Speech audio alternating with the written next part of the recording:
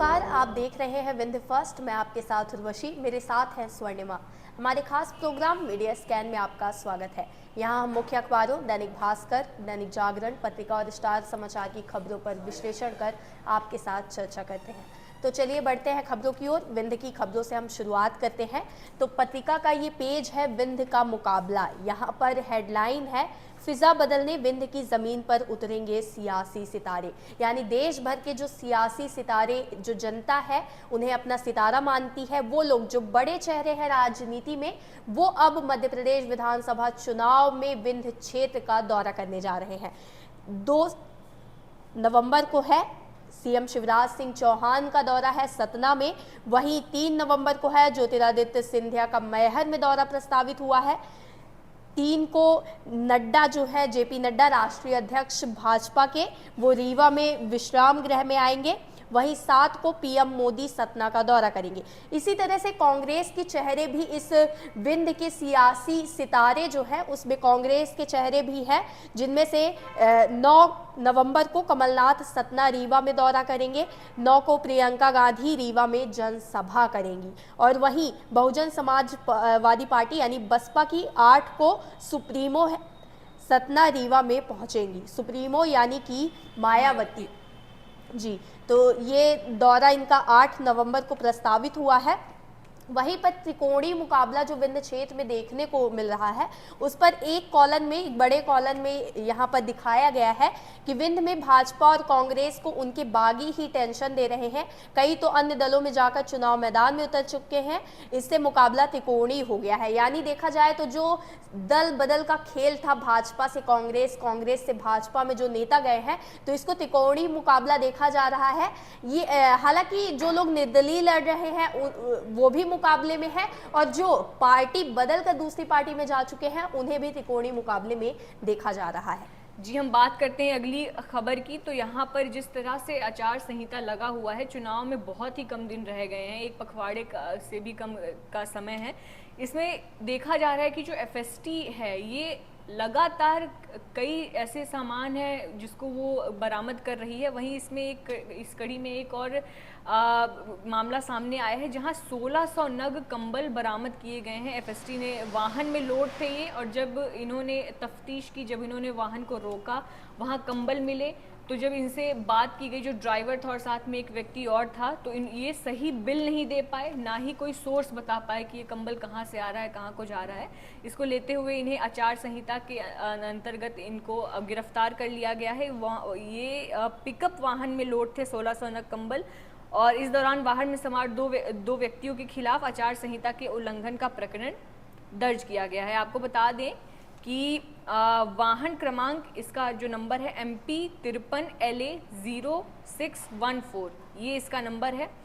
इसे रोक कर तलाशी ली गई तो 1600 नग कंबल लोड था, और जो 2 व्यक्ति थे उनके नाम है विनोद भुजवा, एजाज खान, निवासी हैं ये ठुरिया थाना शाहपुर। इनसे पूछताछ की गई तो ये इसका सही ना ही बिल दे पाए और ना ही इसका कोई सोर्स बता पाए, जिसके बाद गिरफ्तारी कर ली गई है। जी, तो अब हम बात करते हैं हमारी अगली खबर की। हालांकि ये खबर पत्रिका और दैनिक जागरण दोनों में ये खबर है, फ्रंट पेज में ही है कि रीवा जिले की है कि नामांकन फॉर्म की हुई स्क्रूटनी, 17 फॉर्म रिजेक्ट, अब सिर्फ 121 ही बचे हैं। जिस तरह से कल हमने आपको बताया था कि 138 प्रत्याशी जो है रीवा और मऊगंज विधानसभा सीटों से, रीवा मऊगंज जिले की विधानसभा सीटों से देखने को मिले थे, उनके नामांकन भरे गए थे, जिनमें से 17 फॉर्म जो है वो रिजेक्ट हो चुके हैं। अब सिर्फ 121 फॉर्म बचे हैं। आपको कुछ आंकड़े बता दें कि मऊगंज से 12 फॉर्म शेष बचे हुए हैं, 2 फॉर्म रिजेक्ट हुए हैं। वहीं रीवा से 16 बचे हुए हैं, 2 रिजेक्ट हुए हैं। त्योथर से 13 बचे हुए हैं, 3 रिजेक्ट हुए हैं। सिमरिया विधानसभा से 16 फॉर्म बचे हुए हैं, 4 रिजेक्ट हुए हैं। वहीं मनगवा क्षेत्र से 14 के 14 फॉर्म बचे हुए हैं, यहाँ से एक भी फॉर्म रिजेक्ट नहीं हुए हैं। गुड़ विधानसभा क्षेत्र से भी 21 फॉर्म बचे हुए हैं, एक भी रिजेक्ट नहीं हुए। सिरमौर विधानसभा से 14 फॉर्म बचे हुए हैं, 3 रिजेक्ट हुए हैं। देवतालाब से 15 बचे हुए हैं और 3 रिजेक्ट हुए हैं।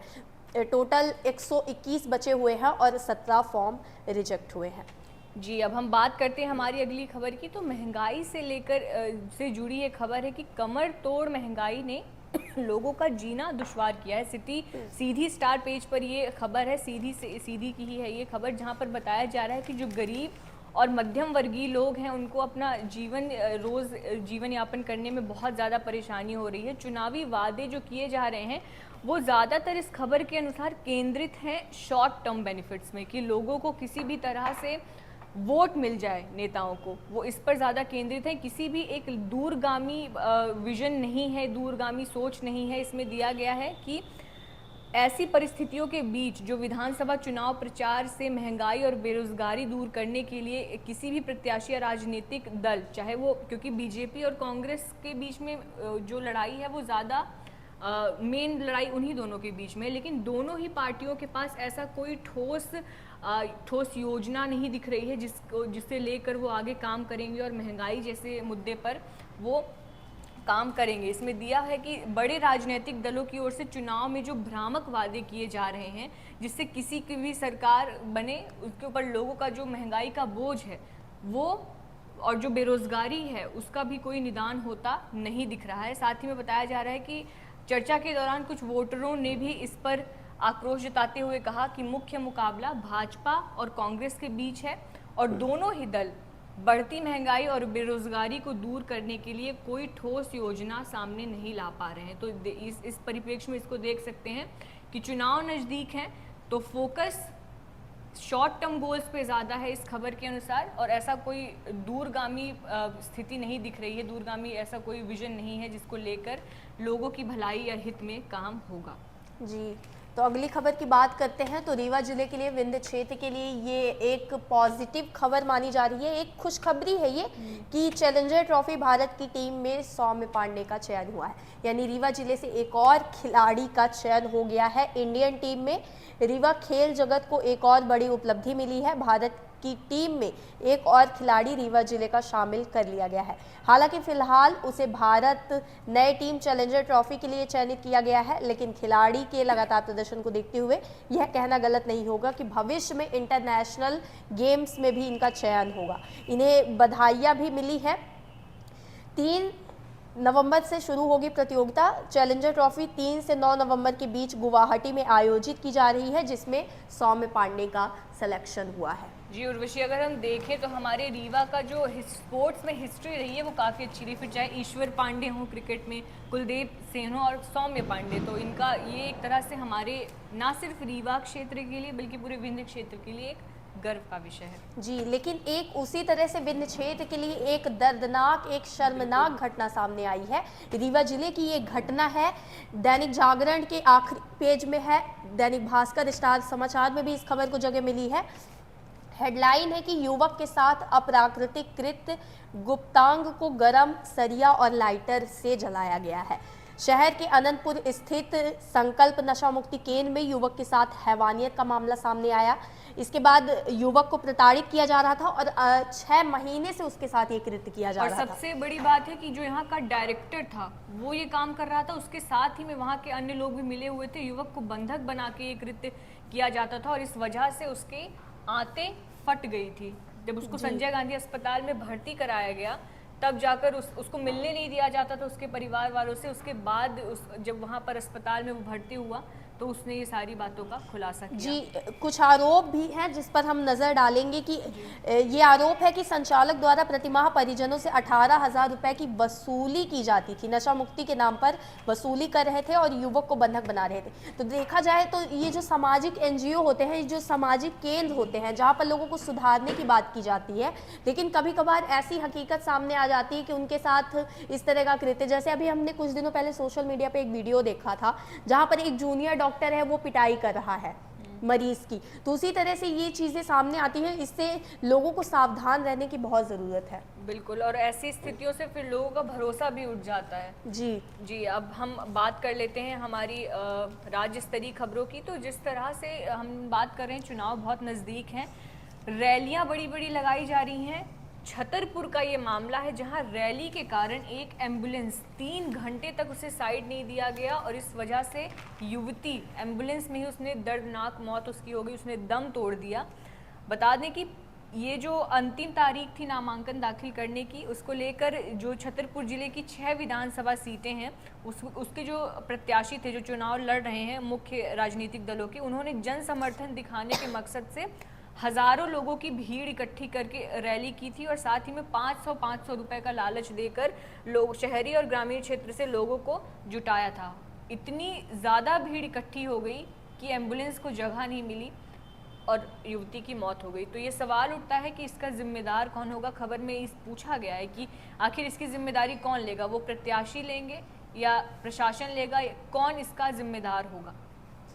वहीं एक खबर है दैनिक भास्कर में, ये खबर है जहां बताया गया है कि जो भाजपा विधायक हैं उनका जो खर्च है, औसत खर्च है, वो चुनाव में कांग्रेसियों से 53,000 ज़्यादा है।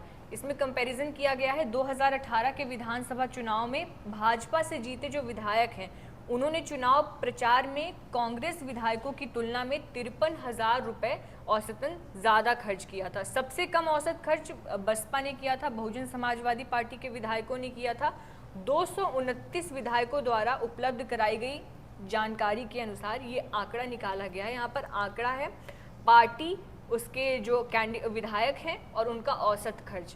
तो भाजपा में 109 कुल विधायकों की संख्या दी गई, 109, इनका खर्च है 15.29 लाख। कांग्रेस 113, खर्च 14.76 लाख। तो देख सकते हैं आप भाजपा सबसे ऊपर है, फिर सेकंड नंबर पर कांग्रेस है। समाजवादी पार्टी 1 विधायक, खर्चा 13.13 लाख। निर्दलीय 4, खर्चा 11.64 लाख और बहुजन समाजवादी पार्टी 2 विधायक, खर्चा 9.81 लाख। लेकिन स्वर्णिमा, हम यहाँ पे ये भी देख सकते हैं कि जिस तरह से 1 विधायक और 4 और 2 विधायक का कंपैरिजन किया जाए तो उसके मुकाबले यहाँ 109 और 113 विधायक है, लेकिन जहाँ 1 और 4 और 2 विधायक हैं उसके बाद भी इतना ज़्यादा खर्चा निकल कर आ रहा है। तो ये देखा जा रहा है, जिस तरह से आपने अभी खबर पढ़ी कि रैलियों में, जनसभा में किस तरह खर्चा होता है और लोगों को कितनी जन असुविधा होती है। जिनकी सुविधा के लिए ये वादे किए जाते हैं उनकी ही स्थिति खराब हो रही है, उन्हें नहीं देखा जा रहा है, तो फिर क्या इसका मतलब क्या निकल के रह जाता है। जी, अब हम बात करते हैं हमारी अगली खबर का। तो दमोह से ये एक बड़ी खबर आ रही है जहां एक पटाखा फैक्ट्री में आग लग गई और यहां पर 2 महिलाओं की भी जान चली गई, मालिक के तो चीथड़े उड़ गए और 11 लोगों की हालत गंभीर है। धमाका इतना दमदार था कि 1 किलोमीटर तक आवाज़ आई। आपको बता दें कि ये जो फैक्ट्री थी, अवैध पटाखा फैक्ट्री थी। दिवाली नज़दीक आने की वजह से बहुत ज़ोरों शोरों से काम चल रहा था। जी, अब हम बात करते हैं हमारी नेशनल खबर की। तो नेशनल खबर में पत्रिका के फ्रंट पेज में, दैनिक जागरण में भी इस खबर का जिक्र है। आईफोन हैकिंग का प्रयास, विपक्ष विवश, आलोचकों का झूठ सरकार। यानी कि जो विपक्ष ने आरोप लगाए थे कि उनके आईफोन के जो डेटा है उन पे एक नोटिफिकेशन आया था जो एक खतरा है, जो एक हमले का सबूत दे रहा था उन्हें, उस पर आरोप लगाया था, जिसमें आईफोन इस्तेमाल करने वाले देश के कई विपक्षी नेताओं और पत्रकारों ने मंगलवार को यह दावा कर सियासी हड़कंप मचा दिया कि उन्हें आईफोन बनाने वाली कंपनी एप्पल की तरफ से नोटिफिकेशन मिला है, जिसमें बताया गया कि सरकार प्रायोजित हमलावर उनका फ़ोन हैक करने का प्रयास कर रहे हैं। तो ये आरोप है। इस आरोप के बाद सरकार तुरंत हरकत में आ गई। तकनीकी मंत्री जो है हमारे, सूचना तकनीकी मंत्री अश्विनी वैष्णव ने कहा कि भारत सरकार निजता की रक्षा और नागरिकों की सुरक्षा को लेकर काफ़ी गंभीर है और इस पर कार्यवाही की जाएगी। वहीं जो अलार्म है उस पर एप्पल का क्या कहना है कि संभव है अलार्म गलत है। एप्पल के अनुसार ऐसे हमलों का पता लगाने के लिए खतरे के खुफिया संकेतों पर निर्भर करता है जो अक्सर अपूर्ण होते हैं। यह संभव है कि कुछ खतरे की सूचनाएं गलत अलार्म हो सकती है। वहीं एक आंकड़ा दिया गया है कि 80 करोड़ भारतीयों का जो डेटा है वो डार्क डेटा जो है जी डार्क वेब में वो डेटा सेव हो रहा है। यहाँ लिखा है कि अमेरिका की साइबर सिक्योरिटी कंपनी है रिसिक्योरिटी ने दावा किया है कि 80 करोड़ से ज़्यादा भारतीयों की निजता जानकारी डार्क वेब पर बिक्री के लिए रखी गई है। एक तरह से देखा जाए तो हमारे देश में 140 करोड़ की आबादी है, जिसमें से 80 करोड़ की बात की गई है कि 80 करोड़ भारतीय नागरिकों का जो डेटा है, जो पर्सनल डेटा है, वो डार्क वेब पर पहुंच चुका है। जी, इसमें अगर हम खबर में देखें तो कुछ बड़े विपक्ष के बड़े नेता हैं, उनका नाम दिया हुआ है जिनको ये नोटिफिकेशन जो मैसेज एप्पल की तरफ से आया था। इसमें शशि थरूर शामिल हैं, मल्लिकार्जुन खड़गे हैं, पवन खेड़ा है, तृणमूल सांसद हैं, महुआ मोइत्रा हैं, सपा प्रमुख अखिलेश यादव हैं, राहुल गांधी हैं और असदुद्दीन ओवैसी के सहयोगियों समेत विपक्ष के 1 दर्जन से अधिक नेता और साथ ही में कई पत्रकारों को भी ये नोटिफिकेशन आया था। जी बिल्कुल, यहाँ पे एक कार्टून है स्वर्णिमा। जी बिल्कुल, ये कार्टून दिया हुआ है। इसमें एक गरीब व्यक्ति है और पत्रकार है। वो पत्रकार से कह रहा है कि मैं भी अपना फ़ोन हैक करवाना चाहता हूं ताकि सरकार को मेरी भी जानकारी मिल सके। जी, तो ये बड़ी चीज़ है कि वो ये चाहता है कि मेरी जानकारी कम से कम हैक होगी तो सरकार को मेरी समस्याएं पता चलेंगी। बिल्कुल। वहीं एक खबर है स्टार समाचार में, ये खबर है जहां पर जो CPCB है, सेंट्रल पोल्यूशन कंट्रोल बोर्ड है, उसका एक चौंकाने वाला खुलासा हुआ है जहाँ पर कानपुर में गंगा जल नहाना छोड़िए, यहाँ पर ये स्थिति है कि आचमन करने लायक नहीं बचा है। यही नहीं, जगहों पर पानी कई जगहों पर इतना ज़्यादा खराब हो गया है कि वो पानी अब फिल्टर तक नहीं किया जा सकता। यानी हम देख सकते हैं कि गंगा जिसे हम इतनी पवित्र नदी मानते हैं उसे भी हम बचा नहीं पा रहे हैं। और ये जो आंकड़ा है इसमें बढ़ोतरी हुई है जब से ये कोरोना काल के खत्म होने के बाद से स्थितियाँ ज़्यादा खराब हुई हैं। आपको बता दें कि CPCB के जल गुणवत्ता प्रबंधन के जो डायरेक्टर और विभाग प्रमुख अजीत विद्यार्थी ने ये बात बताई है कि 10 जुलाई, 24 जुलाई और 22 अगस्त को गंगा जल की सैंपलिंग कराई गई थी। उसके बाद जब उस पर रिसर्च हुई, स्टडी की गई तो यह रिजल्ट सामने आया है। कानपुर के बिठूर से फतेहपुर के बीच गंगा का घाट कई जगहों पर बहुत ज़्यादा गंदा मिला है और ज़्यादातर घाटों पर, जैसा कि मैंने पहले भी बताया, कि कोविड काल के बाद से गंगा की स्थिति इतनी ज़्यादा खराब हुई है। जी, तो अब हम बात करते हैं हमारी अगली खबर की। तो अगला पड़ाव है हमारा बिजनेस का, जहां पर भारत को लेकर और दुनिया को लेकर एक कंपैरिजन है कि ज्वेलरी के लिए भारत में 7% सोने की मांग बढ़ी है, वहीं दुनिया में 2% डिमांड जो है वो घटी है। लिखा गया है कि दुनिया भर में सितंबर तिमाही में 2023 में सोने की मांग 6% घटकर 1147.5 टन रह गई है। वहीं इसमें भारत की मांग जो है वो 10% बढ़ गई है, 210.2 टन पहुंच गई है, जो पिछले साल की समान अवधि में 191.7 टन रही थी। यानी देखा जाए तो ये आंकड़ा अगर हम देखें तो पूरी तरह से 10% की जो वृद्धि पाई गई है, यहाँ की जो महिलाएं हैं देखा जाए उनमें एक रुझान आ रहा है, उनमें एक शौको शान की तरह देखा जा रहा है कि एशिया में सोने की मांग जो है उस पर भी बात कही गई है कि जो महिलाओं का एक तरह से कहा जाए तो आभूषण, जिसकी वजह से सोने की मांग है ज्वेलरी के लिए, वो बढ़ रही है। जी, अब हम बात करते हैं हमारी अगली खबर की, स्पोर्ट्स की, जहां पर कल पाकिस्तान जो है वो अपने 4 मैच हारने के बाद 5वां मुकाबला बांग्लादेश पर बड़ी जीत दर्ज की है। 3 विकेट बांग्लादेश के खिलाफ शाहीन ने लिए हैं, 16 विकेट इस टूर्नामेंट में अब तक 7 वनडे में। वहीं कुछ आकलन दिया गया है, ये पत्रिका का स्पोर्ट्स पेज है, यहाँ पर भारत को लेकर एक गणित लगाया गया है। 2015 और 2019 की गलती नहीं दोहराई टीम इंडिया ने तो चैंपियन बनना इस बार पक्का होगा। जिस तरह से अभी भारत अजेय टीम पर रहा है, 6 मैच खेले हैं और 6 की 6वें मैच जीत कर टॉप 1 में है बोर्ड, ये जो क्रिकेट की तालिका है। और यहाँ पर जो आंकड़े दिए गए हैं उसमें पहला बताया गया है कि बल्लेबाज हो या गेंदबाज सभी इस बार फॉर्म में है, खिलाड़ियों को उनकी भूमिका पता है।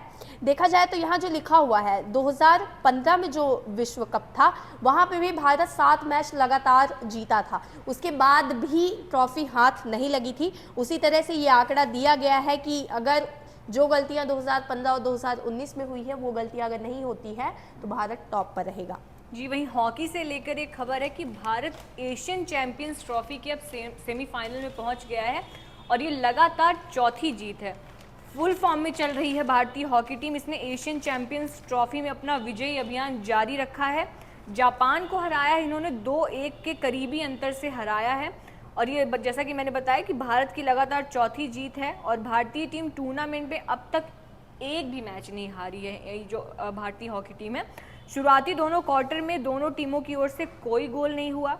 इसके बाद भारत की जो नवनीत कौर हैं उन्होंने 31वें और संगीता कुमारी ने 47वें मिनट में गोल किए। और भारतीय टीम जो है, अब अगला मैच जो उसका होने वाला है वो दक्षिण कोरिया से होगा। गुरुवार को ये मैच होगा। जी, ये रहा आज का हमारा कार्यक्रम। हम अंतिम छोर पर चलते हैं जो है कार्टून। तो पत्रिका के फ्रंट पेज में झरोखा कार्टून है। यहाँ जनता बैठी हुई है और जनता सोच रही है एक चिड़िया के रूप में कि अरे दल बदलू, जो अपनी पार्टी का नहीं हुआ वो हमारा क्या होगा। और यहाँ नेताजी अपना हाथ बढ़ाकर वोट मांग रहे हैं और कह रहे हैं कि आपका अपना।